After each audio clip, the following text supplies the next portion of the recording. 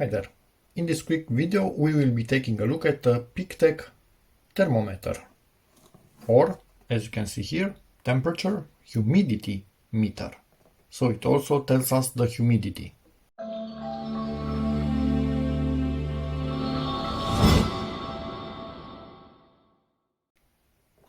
So let's start with opening up the box itself. We have the manual up top, and I think here is the calibration info, and should be right smack in the middle of it. And it was done at this particular date. In here we find the tool itself and the 9-volt battery, and exactly as with the previous similarly looking products, which are these two, they are basically from the same lineup. As you can see, apart from the sensor up top, they kind of look the same, but they do have different displays on them because they need to show different things. I will like the fact that the 9-volt battery, if I could open it up first, will actually just slide in here. Doesn't have an annoying connector and cables like multimeters, for example, used to have back in the days. And I'm fighting the battery to remove its plastic protection wrap. So that should be done any moment. And it's done. Battery cannot be put with the wrong polarity because, as you can see, the gap in the plastic is smaller on one side, so only like this it will fit in. And now let's plug this in, and it's in. That thing isn't going anywhere. If you want more info, here it is.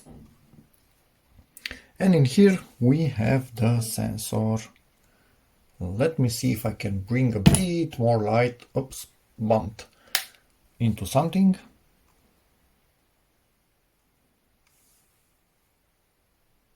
And camera will focus on whatever it wants, not on what I want. So let's power this on and see what we get. So this is basically the temperature. Let me see something. I see a light.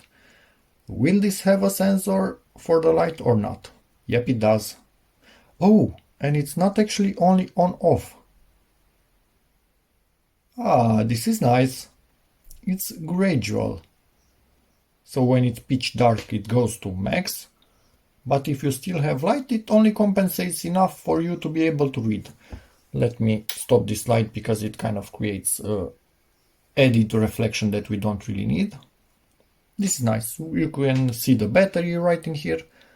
And let's see humidity if we need it.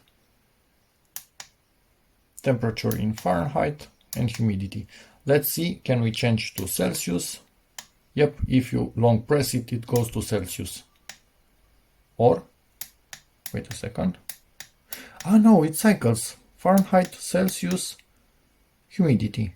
Okay, let me see what happens if I long press it. I think nothing. I could read all of this in the manual, but hey, where's the fun in that? And we have a hold button. Yep, and hold shows up right there, so it's quite clear that we are on hold. Let me see if I long press this one. Will something happen? Nope, does not seem to happen. So we are good. Let me try and heat it up. It should be quite clear. Hopefully I can heat it up like this. And when I will release hold, it should go to something a bit higher. Hope I'm warm enough. Yep, it went instantly. So, yep, makes sense. Let me take a look at the manual, see if I missed anything, but I'm thinking not. Nope, I was spot on, which is good for a change. I mostly miss stuff. So, for humidity, it can measure relative humidity from 10% to 99%. Temperature from minus 10 Celsius to 50 Celsius, 14 to 122 Fahrenheit, if you are into that weirdness. And resolution of the display, as you can see, it's 0.1, but resolution does not mean accuracy.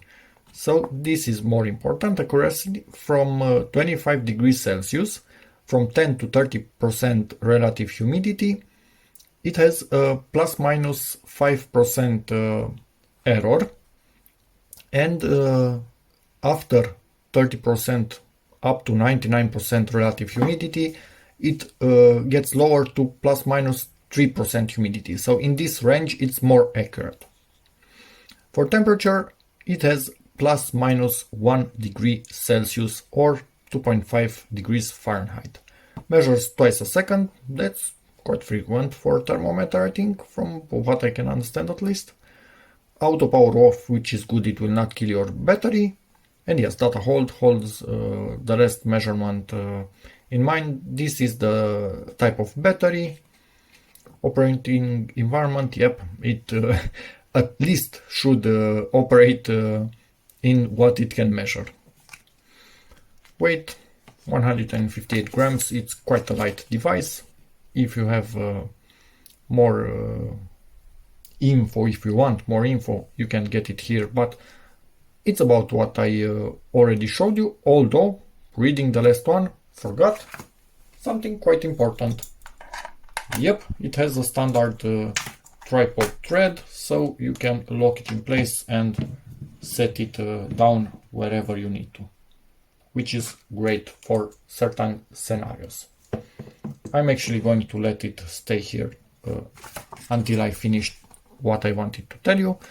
It will show you how charged is the battery, yes, whole, percent, Celsius, Fahrenheit. All of this info we already went through, how to measure, but it's automatic. When you are in the mode that you want, it does everything by itself. So absolutely no problem whatsoever in there. And the backlight, again, fully automatic. This is the model. I haven't told you yet, but it was written on it, obviously, 5160. And what I can do with this, and what it will actually help me a lot with, is measure, how to explain, the output of heat from radiators, but mostly from vents in laptops, computers, and other electronics that have fans, for example. Up until now, to see how hot the air is coming out from a vent of the laptop, if you have a lot of air coming out, but it's cold and the laptop is still overheating, you have a problem somewhere. The heat is not being transferred from the CPU to the heatsink and then pushed out. So it's quite clear. But if the air is really hot, but you almost feel no air movement and cannot measure with this vane anemometer anything, that kind of means you have a problem with the fan. So the heatsink is picking up the heat, but the fan isn't getting it out, so probably it's clogged and it needs to be cleaned, the heatsink and the fan. So this together can give you a lot of info about a laptop. Up until now I was using this thing.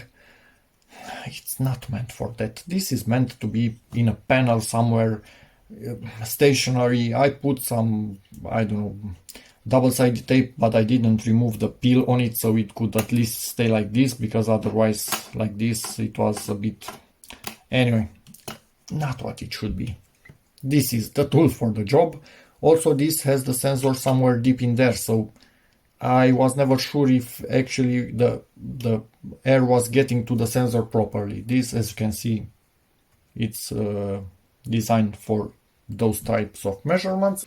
So yeah, there's many use case scenarios for this. Yes, you can use it also just in a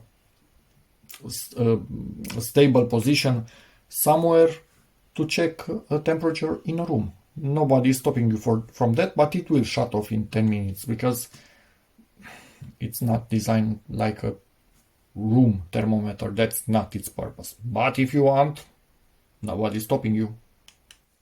Okay, so now it's showing us the room temperature. Yes, sadly, it's kind of that hot in here, or maybe for some it's not that hot, but for me at least it is that hot. But yeah, let's cool it down a little bit, so beware of a little bit of noise.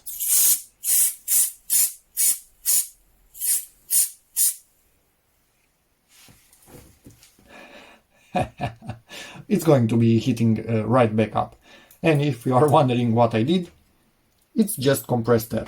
If you blow it while keeping it upside down, it will push out liquid and it will evaporate, transform into a gas outside.